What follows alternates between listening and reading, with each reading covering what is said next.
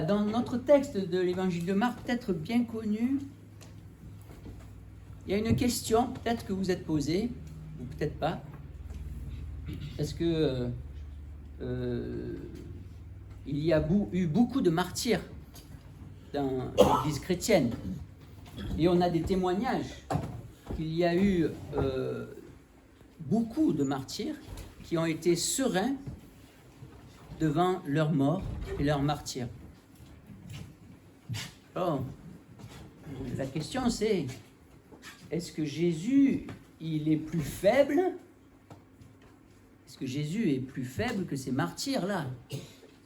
Est-ce que là, Jésus qui est en prise avec une angoisse si extrême, si terrible, qu'il aurait même pu en mourir. Voilà, il est sensible, le Seigneur. Et voilà. Il y a d'autres témoignages dans l'Antiquité, on pourrait dire comme Socrate par exemple, tout ça. On dirait qu'en fait, il n'a pas de sensibilité. Il a enlevé sa sensibilité, il est serein. Et ça, c'est pas le chemin de Jésus. Jésus est sensible, il sent l'angoisse, une angoisse terrible. Et comment se fait-il que Jésus soit si troublé? En plus, lui qui a dit constamment à ses disciples, ne craignez pas, que la paix soit avec vous, je vous donne ma paix, une paix que le monde ne peut pas vous donner. Comment se fait-il que Jésus soit si troublé? Les termes hébreux sont c'est extrêmement angoissé, vous voyez, saisi, presque écrasé d'angoisse, vous voyez. Alors, serait-il plus défaillant que ses propres disciples?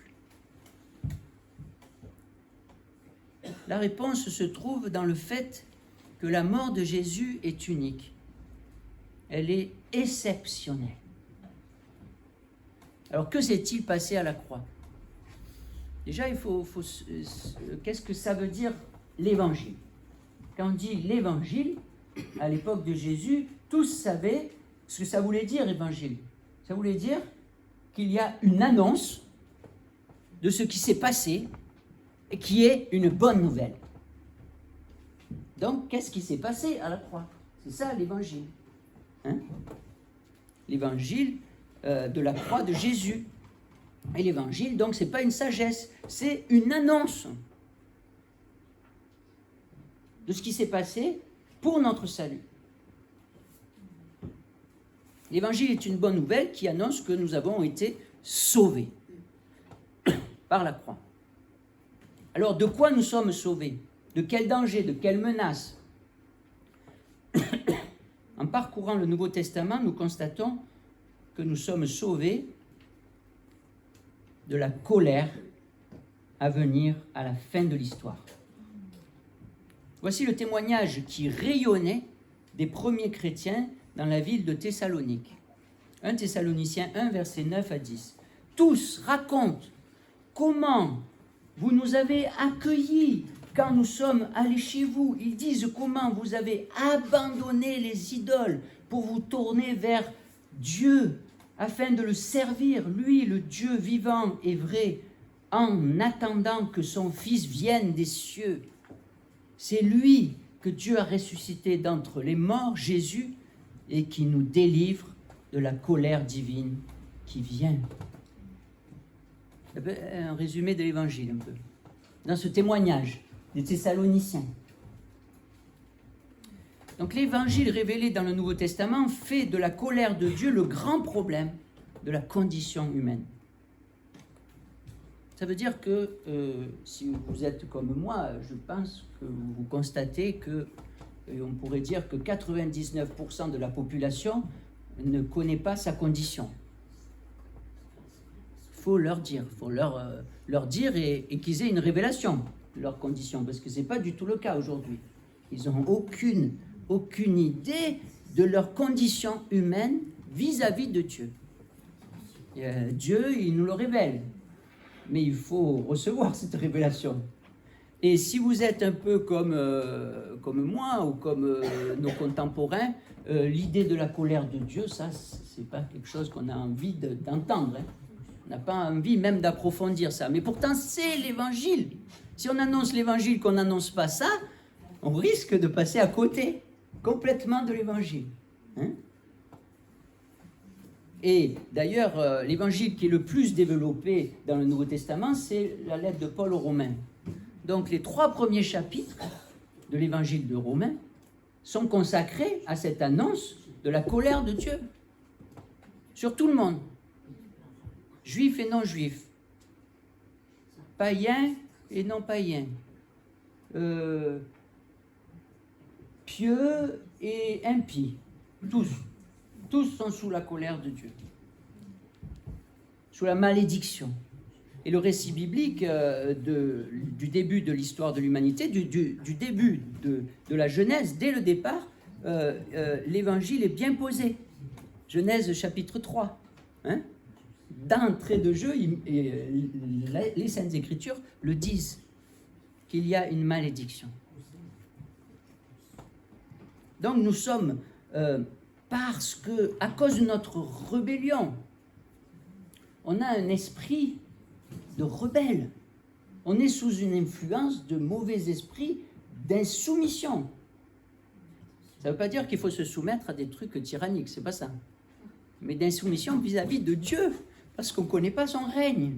On croit que c'est un règne comme le monde, mais c'est pas du tout ça. Le règne de Dieu est complètement différent de tous les tyrans qu'on connaît ici.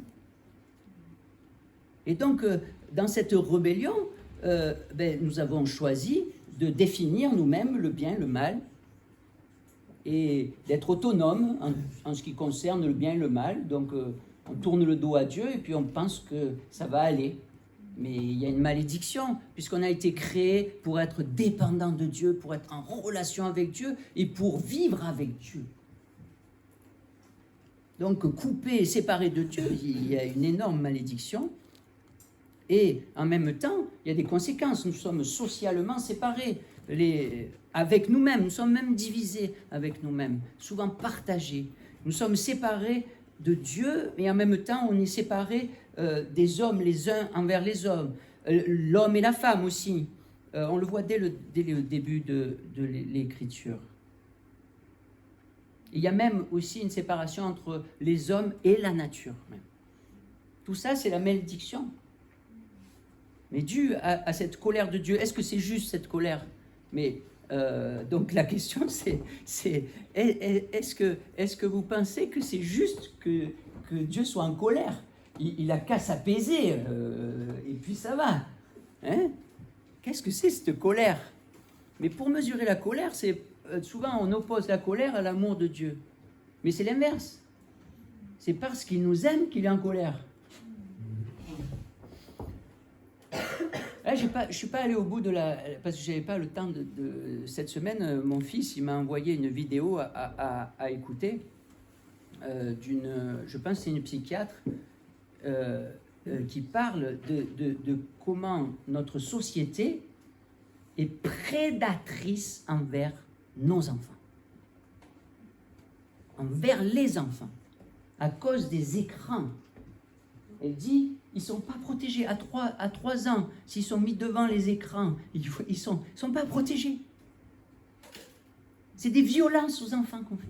Alors quand on se dit, mais si mon enfant, moi j'ai 3 enfants, s'ils avaient été violentés, si j'avais été conscient de comment ils avaient été violentés, mais j'aurais été en colère contre ce mal, contre ceux qui font du mal à mes enfants. Et au plus le mal est grand, au plus je suis en colère. Donc, la colère de Dieu est liée à son amour, en fait. Et aussi, tous ceux qui sont assoiffés de justice, ils s'attendent à ce que Dieu agisse contre l'injustice. Ils espèrent qu'à un moment donné, il va y avoir la justice quand même. Vous voyez ? Et l'accumulation de l'injustice, de la corruption, du mal dans le monde est telle que le mot colère est même bien faible pour désigner la réalité de la colère de Dieu, de ce que Dieu ressent.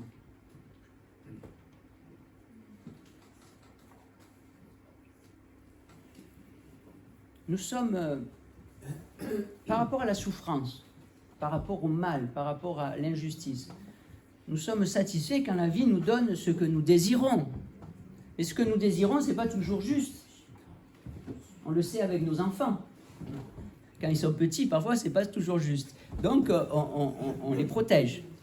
Mais on peut dire que la souffrance, c'est quand il y a un écart entre les désirs de notre cœur et les aléas de notre vie. Et plus l'écart est grand, plus la douleur est intense.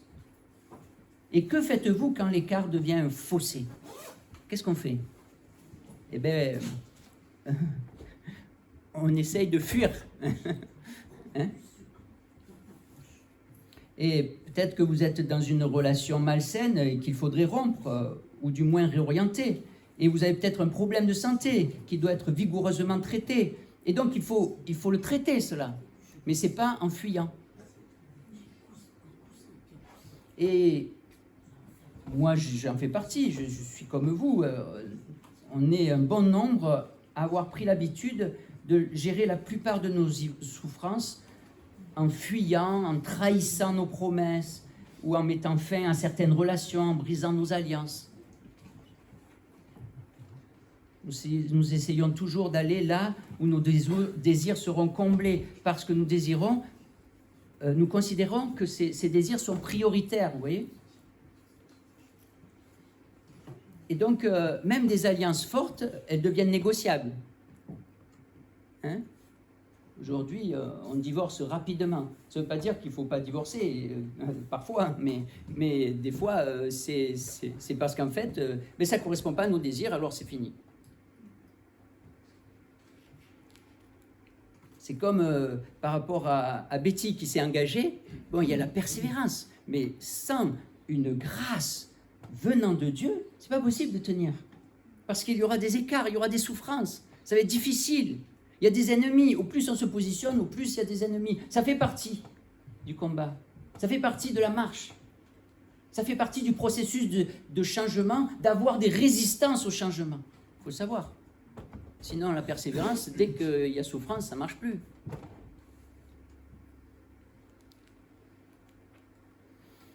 Et là, maintenant, je voudrais vous faire voir, toucher un peu ce que Jésus a vécu, en fait.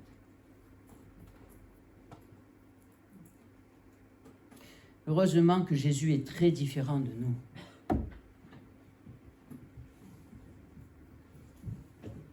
Malgré la souffrance énorme qu'il savait qu'il allait vivre, il est allé au bout de son alliance avec son Père pour nous sauver. Jésus a lutté. Vous voyez, il y avait des désirs pour fuir cette souffrance qu'il allait vivre, parce qu'il la voyait venir. Il a même eu une sorte de révélation de la fournaise dans laquelle il allait être tombé, la colère de Dieu. Pour lui, c'est alors encore pire que pour nous. Vous voyez ? Et quelque part, c'est volontairement que le Père l'a amené au bord de la falaise pour voir la fournaise dans laquelle il allait tomber, être mis. Pour que ce soit un choix de sa part d'aller jusqu'au bout. En sachant, en voyant, en ayant un avant-goût des souffrances qu'il attendait à la croix. Alors, ça nous fait penser à l'amour du Christ pour nous. Il avait des désirs qui l'oppressaient pour dire « je vais fuir de ça, Seigneur, éloigne de moi cette coupe de ta colère, si c'est possible. » Et puis, son désir le plus profond, c'est de faire la volonté du Père parce qu'il l'aime. Alors il dit non pas ma volonté là qui me presse, mais ta volonté parce que c'est ce que j'aime, c'est ta volonté. Vous voyez ? Et parce que j'aime aussi ce que tu veux faire, par amour, parce que moi aussi je les aime. Même s'ils me rejettent, même s'ils ne me comprennent pas, même s'ils sont mes ennemis pour le moment, je les aime. Vous voyez ?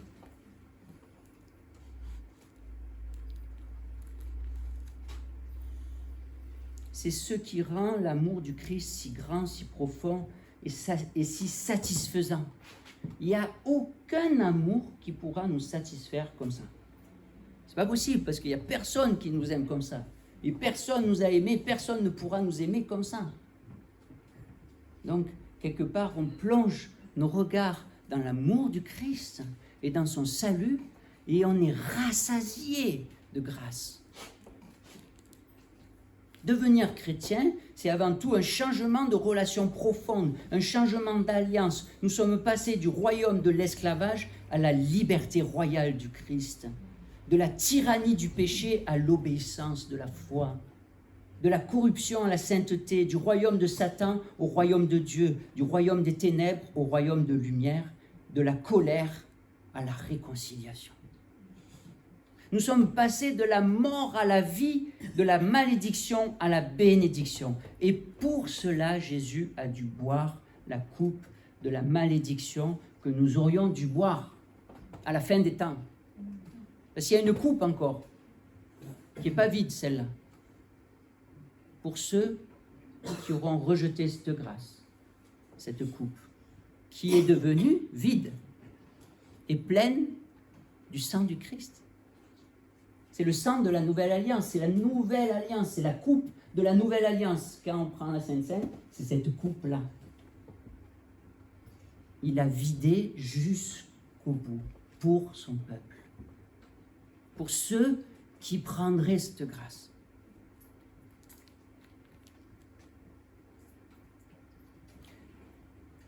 C'est la coupe de la bénédiction. La coupe de l'alliance par le sang de Jésus. Buvons à cette coupe de la grâce. Buvons et rassasions-nous de son amour. Amen.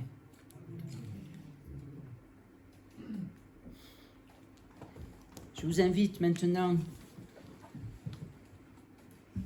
à chanter une prière, à prier, à répondre au Seigneur par ce chant rédempteur admirable.